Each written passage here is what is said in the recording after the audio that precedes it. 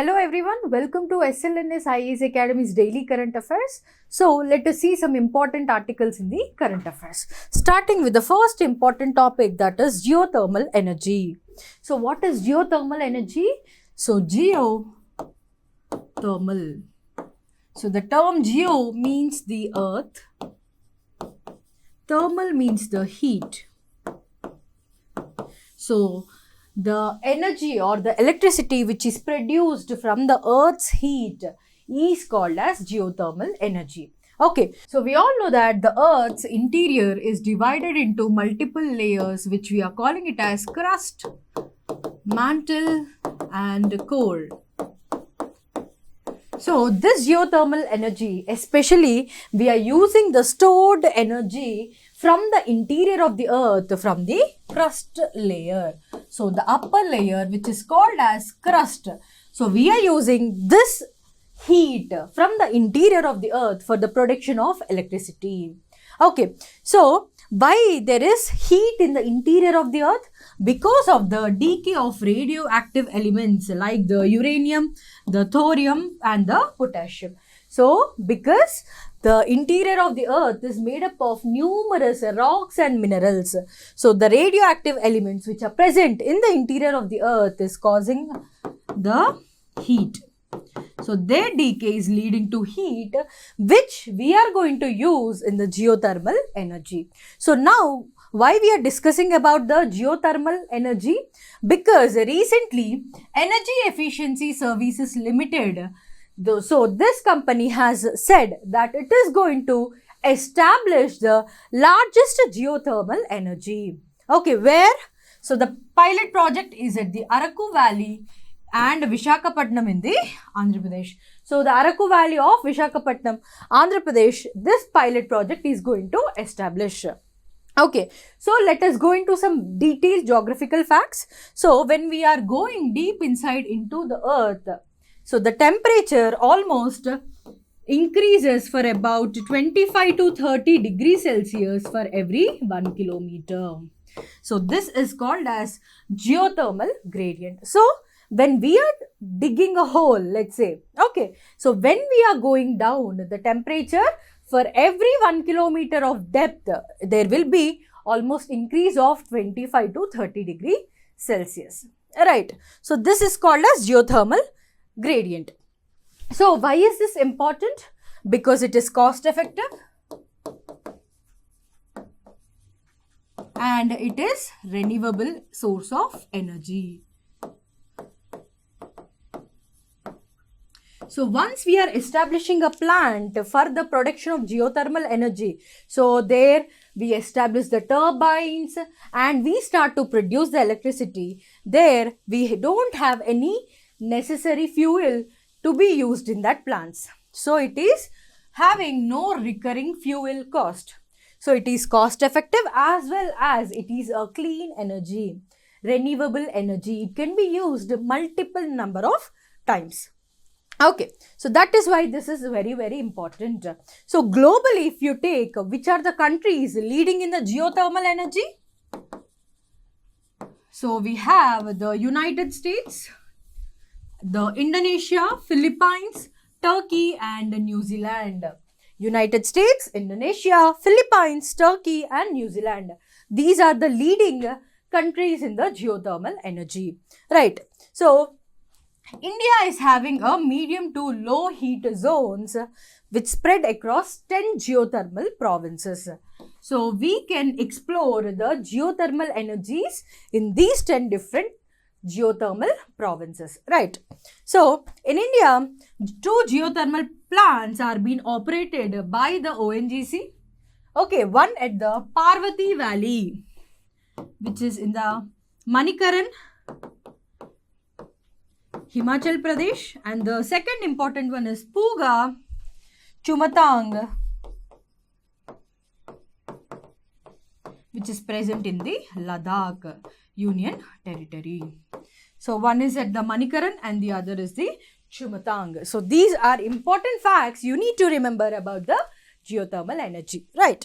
So the next important one is the National Textile So the next important article, we have the National Technical Textiles Mission. So this is a mission which is launched in 2020 to increase the technicality of textiles. Okay, so increase or penetrate the level of the technical textiles. The Government of India has launched this mission for a period of 5 years. Okay, we all know that whenever the term mission is there in a particular scheme, it means it is time bound scheme. Okay, so it is launched in 2020 for 5 years. Okay, so what are the important components which are present in this mission? So there are 4 different components. Number 1, we have the research, innovation and development. That is the RID, research, innovation, development related to the technical textiles establishment in India, because India, having the most populous country, it is having wide scope for the textiles usage and the textile industry. So we want India to become a global leader. Okay, so that is one important aim or the component. Second is promotion and market development. Right, we have to promote and we have to market our technical textiles. Right, number 3, we have export promotion. Okay, number 4, we have education, training and skill development with relation to the textiles. So these are 4 different components which are to be established or to be successful in this mission in the 5 years. So what is the time period? That is from the financial year 2020 to 21 to 25 to 26. So what is the nodal agency which is implementing this mission? It is of course the Ministry of Textiles under the Government of India. Okay, so we also have one important scheme. That is the GREAT scheme. So what is GREAT? Grant for research and entrepreneurship across aspiring innovators in technical textiles is also part of the NTTM mission. Okay, so what is GREAT scheme? Grant for research and entrepreneurship across aspiring innovators in the technical textiles. So this is also part of this mission, right? So the next important one we have in the current affairs is the FSAP program, the Financial Sector Assessment Program Report 2025. So this is a report basically related to the financial sector, how a country is performing financially, is being assessed by the World Bank and IMF. Okay, so it is published by the World Bank. Okay, so it is a joint program of World Bank and the IMF which is launched in 1999. Okay, so what they jointly do? So they jointly assess the economies of developed countries and the developing or the emerging countries. So who is doing the assessment work of the developed countries? So developed is done by the IMF. Okay, and we have the emerging markets. The economies are being developed or assessed by the World Bank and IMF jointly. Right, so the developed countries are assessed by the IMF, whereas the developing countries are assessed by World Bank and IMF jointly. Right, so when does the last program or the last financial assessment happened in India? In 2017. So again in 2025 report, assessment for India has been done. So according to this assessment, they urged India to get or accelerate the reforms related to financial sector.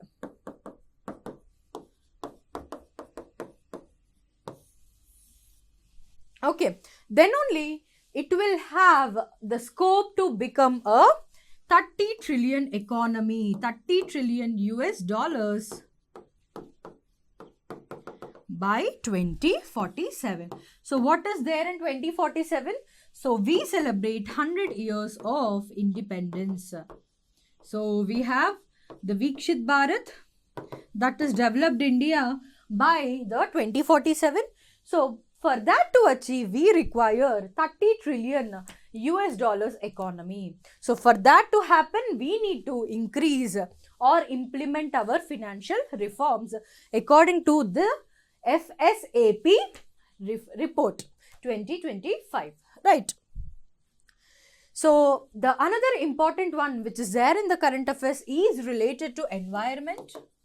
So we always know that environment is a favorite topic of the UPSC.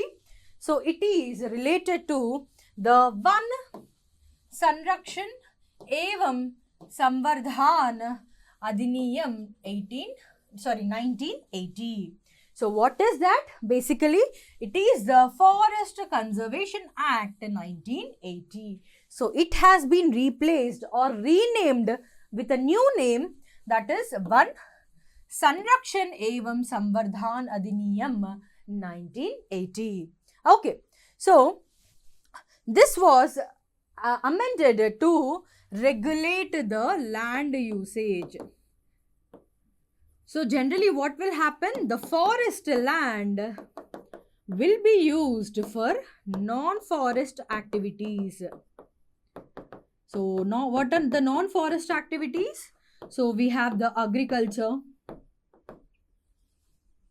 we have the establishment of industries, we have the mining activities, we have the construction of buildings, etc. will all come under the non-forest activities. So to prevent or to curtail the forest land conversion into the non-forest activities, we have done the Forest Conservation Act 1980. So now this has been renamed as the Van Sanrakshan Evam Samvardhan Adhiniyam. Okay. So recently, why we are studying about that? Recently, the FAC, Forest Advisory Committee, which is again constituted according to this act, says that there should be uniform penal provisions for the violations of this act. Means what? There should be punishments which are uniform in nature whoever are violating this act. So who said this? Forest Advisory Committee. Okay. So again, this is to curtail the forest land diversion. Okay. So according to this act, the central government is empowered to appoint the FAC. What is FAC? Forest Advisory Committee. Right. So according to this act, any person can appeal to the National Green Tribunal. So what is it? So it is exclusively the court which is exclusively formed to protect the environment. Okay. So a person who is being victimized, okay, with respect to the environment, with respect to the forest land, they can directly approach the National Green Tribunal or against the state government or any other authority. So they can directly approach the NGT. Right. So according to the 2023 amendment, so there has been given certain provisions related to land use rationalization, net penal present value and the framing of Van Adhiniyam rules 2023. So in that, this is very important.